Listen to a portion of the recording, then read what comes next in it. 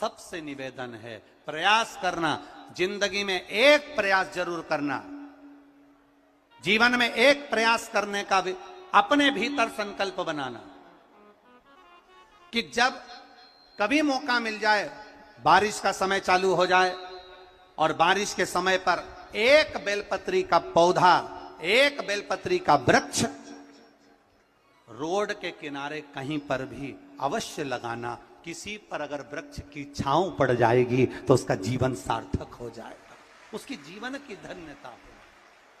अगर रोड के किनारे नहीं लगा सकते तो कहीं ऐसी जगह लगाना जहां कोई पथिक के सिर पर बेलपत्री के वृक्ष की छांव पड़ जाए।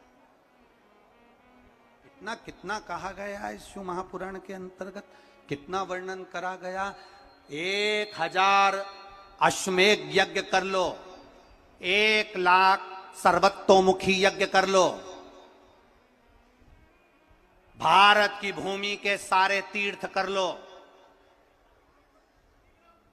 लाखों एकादशी के व्रत कर लो, और शिव महापुराण की कथा कहती है हजारों गौदान कर लो, और शालिग्राम भगवान को सोने के सिंहासन पर बिठाकर सोने का मुकुट पहनाकर दान कर लो। उतना पुण्य केवल एक बेलपत्री शंकर भगवान को समर्पित करने से प्राप्त हो जाता है। केवल एक बेलपत्र, शिव महापुराण की कथा कहती है एक बेलपत्र समर्पित करने से वो फल प्राप्त हो जाता है। पर बेलपत्री भी कभी कौन से वृक्ष से तोड़ना चाहिए, कैसे वृक्ष की बेलपत्र होना चाहिए। कई लोग जरा जरा सा बेलपत्री का वृक्ष होता है, उस बेलपत्री के वृक्ष की बेलपत्र तोड़ लेते हैं, उस बेलपत्री के वृक्ष की बेलपत्र तोड़कर शंकर भगवान को समर्पित कर देते हैं। ना ना, बेलपत्री का वृक्ष कैसा होना चाहिए, जिस बेलपत्री के वृक्ष की छांव हम पर पड़ रही हो, जो हमारे मस्तक से नहीं, हमारे दोनों हाथ खड़े होने के बाद हम ऊंचा करें और उस पर भी उस बेलपत्री की पत्तियां स्पर्श ना कर पाए, हमारे हाथ पर भी बेलपत्री के वृक्ष की छांव हो, ऐसे बेलपत्री के वृक्ष की पत्ती तोड़कर शिव को चढ़ाई जाती है। ये नहीं कि छोटा सा बेलपत्री का पौधा तुम्हारे घर में लगाए, गमले में लगाए, उसी की पत्ती तोड़कर भगवान को चढ़ाते जाओ, तो ये हम पुण्य नहीं कर रहे, ये हम पाप कर रहे हैं। हमारे ऊपर बेलपत्री की छांव हो और उसकी पत्तियां ली जाए, तब तोड़कर भगवान शिव को समर्पित करी जाए, तब वो पुण्य प्रावधान करते हैं। जरा जरा से पौधों की पत्तियां हमको पुण्यता नहीं देगी, जरा जरा से पत्ते की पत्तियां हमको पुण्यता प्रदान नहीं करेगी। पुण्यता तब देगी जब वो वृक्ष बड़ा हो जाएगा, जब वो वृक्ष बड़ा हो जाएगा, उस वृक्ष की मूलता बढ़ जाएगी।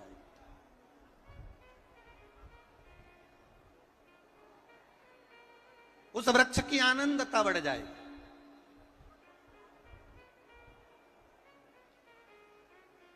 आप करो भजन।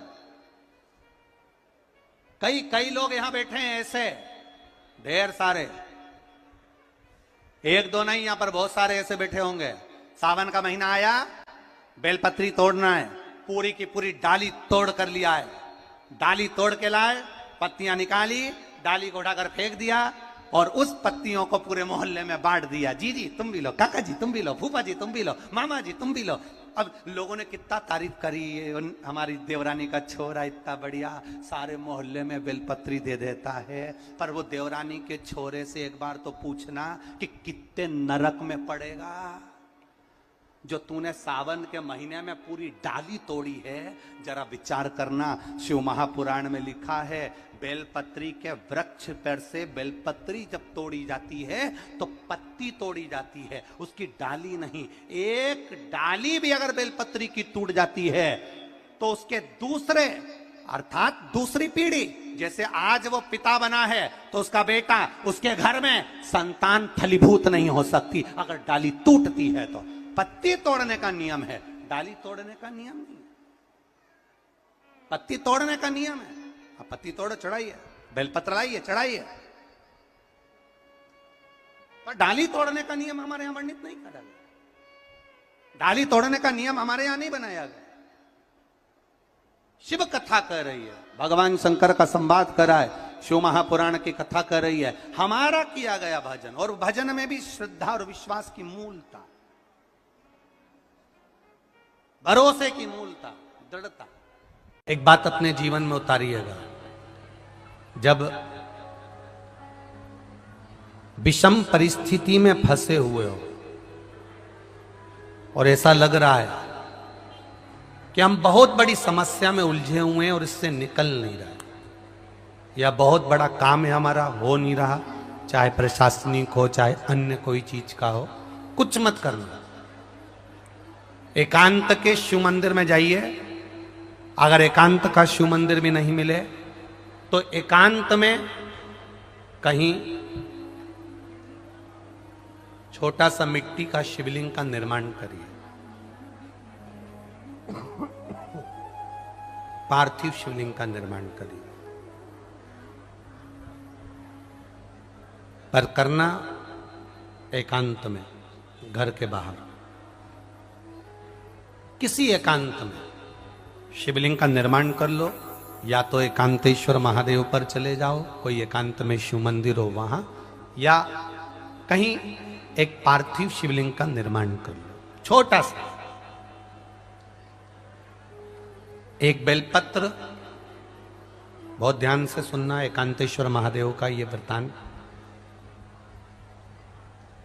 जब किसी विषम परिस्थिति में उलझे हुए हो, बहुत बड़ी समस्या सामने आकर खड़ी हो गई है, सबके हाथ जोड़ लिए, सबसे निवेदन कर लिया कि हमारा ये काम कर दो, नहीं हो रहा, सब दूर से मेहनत कर ली है, परिश्रम कर लिया है, परिश्रम तब भी जारी रखना।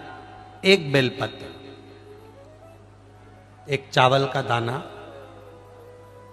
एक सफेद पुष्प, एक शमी का पत्ता, एक छोटी सी दुर्वा। दुर्वा जानते हो सब लोग, जो जमीन पे दूब लगी रहती है, दुर्वा, दुर्वा, एक दुर्वा। वो दुर्वा में बस, दुर्वा में वो जो दुर्वा होती है, कोई कोई दुर्वा एक डंडी की होती है। दुर्वा में बस इतना ध्यान रखना कि दुर्वा एक रहे और उसमें से 2 पत्तियां निकली हुई है। देखिए ना आप लोगों ने, पहले बोलो, जम के बोलो, देखा है ना? दुर्वा एक हो और 2 पत्ती की हो, एक ही कहलाएगी। 2 पत्ती निकली हुई दुर्वा, एक श्वेत पुष्प, शमी का पत्ता, बेलपत्र, चावल का एक दाना। एकांत में कोई शिव मंदिर हो, अगर मंदिर ना हो तो एक छोटा सा पार्थिव शिवलिंग का निर्माण किसी पेड़ के नीचे एकांत में जाकर पूजन कर कर, आराधना कर कर, घी का दीप लगाकर, एक एक सामग्री शिव जी पर अपने मन की कामना कर कर समर्पित करना प्रारंभ कर दीजिए। शुरुआत दुर्वा से करना। दुर्वा के बाद में श्वेत पुष्प, शमी का पत्ता, चावल का दाना और बेलपत्री सबसे आखिरी में बाबा को समर्पित कर कर, हृदय से प्रार्थना कर कर, बाबा से निवेदन कर कर, दीप अगर मंदिर में कर रहे हो तो दीप ठंडा होने का इंतजार मत करना। अगर पेड़ के नीचे एकांत में शिवलिंग का निर्माण कर कर पूजन कर रहे हो तो दीप ठंडे होने का इंतजार करना। दीप ठंडा हो जाए तब भगवान शिव को ले जाकर विसर्जन करना। जो एक बेलपत्री है बस उसको घर लेकर आना, बाकी का सब विसर्जन कर कर आना। मेरा एकांतेश्वर महादेव उस कार्य में सफलता प्रदान कर देगा। एकांतेश्वर महादेव की आराधना। तुम रुका जी कह रहे माता पार्वती से, पार्वती आप शिव जी की आराधना करो, मना नहीं, पर शंकर की आराधना में कीर्ति को, वैभव को पीछे छोड़ दो। एकांत में बैठा हुआ महादेव, एकांतेश्वर महादेव की मूलता यह कहती है, महत्वता यह कहती है कि आप अपने अहंकार से दूर हो जाओ। अहम से दूर होकर मेरे करीब में आओगे तो तुम्हें खाली नहीं रखूंगा, झोली भर कर ही भेजूंगा। वो एकांतेश्वर में स्त्री और एक पुरुष दोनों में समता। अगर नारी पति का सम्मान कर रही है, नारी अगर पति को आदर कर रही है, नारी अगर पति के लिए चाय बना रही है, नारी अगर पति के लिए भोजन बना रही है, नारी अगर पति के लिए कपड़े धो रही है, नारी अगर पति के आनंदमय बच्चों को संभाल रही है, और अगर वो स्त्री, वो नारी अगर तकलीफ में है, बीमार है, तो पति का भी फर्ज बनता है कि उसके लिए कुछ करे, उसके प्रति प्रेम का भाव जागृत रखे।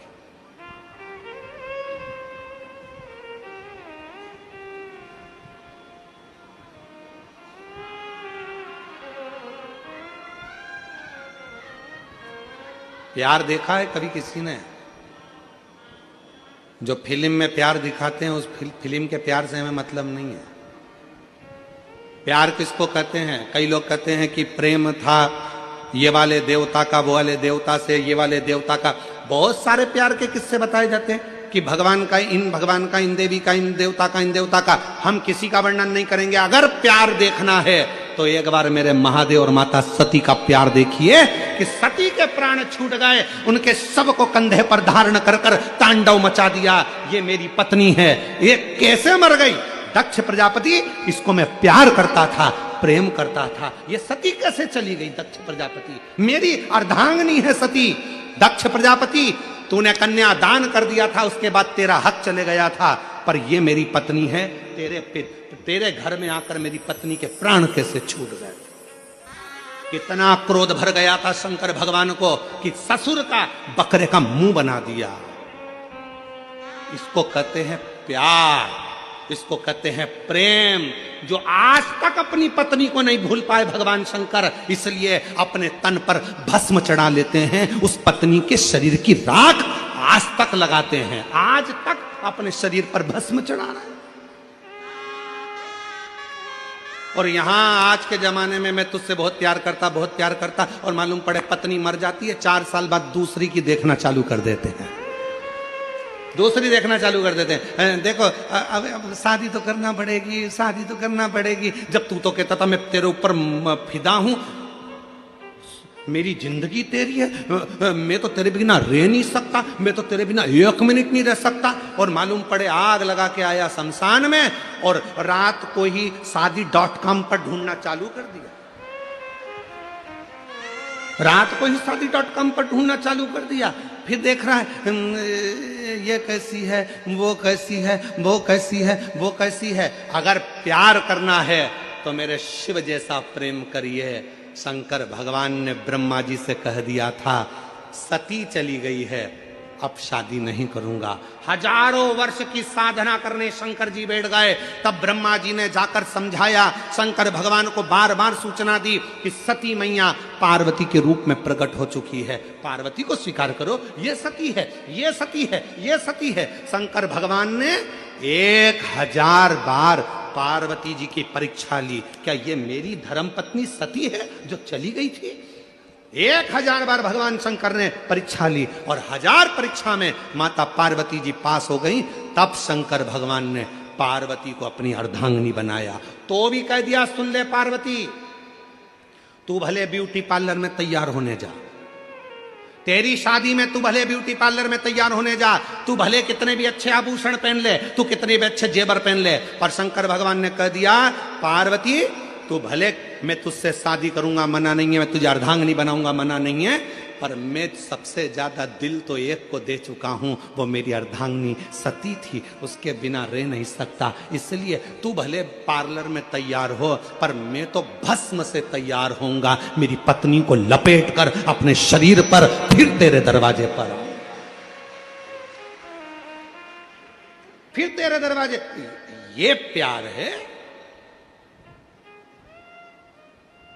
तुझे ना देखूं तो चैन मुझे आता नहीं, तेरे सिवा कोई और मुझे भाता नहीं, उसके सिवा कोई भाई नहीं रहा।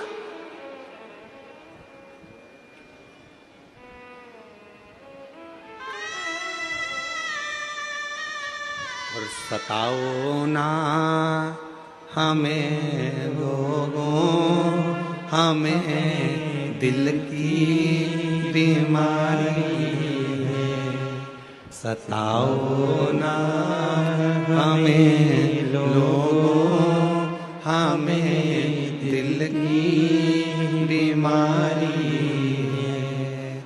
हमारा वेद दुनिया में वो डमरू धारी है।